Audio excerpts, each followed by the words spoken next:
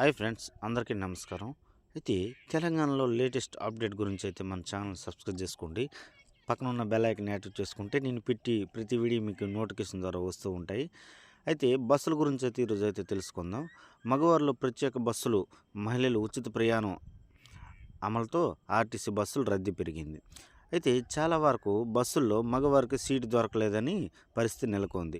ఈ నేపథ్యంలో అనవసరమైన మార్గాల ప్రత్యేక సమయంలో పురుషుల కోసం ప్రత్యేక బస్సులు నడిపే విషయం ఆర్టీసీ దృష్టి పెట్టింది.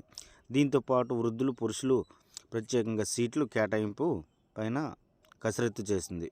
విద్యార్థులు కూడా కొన్ని ప్రత్యేక సర్వీసులు అందిస్తామందు చర్చలు జరుగుతున్నాయి. ఫ్రెండ్స్, చూసారు కదా. అయితే బస్సులు కూడా మగవాళ్ళకు కూడా ఫ్రీ అని అంటున్నారు. ఇది ఎలాగవుద్దని మనము చూడాలి.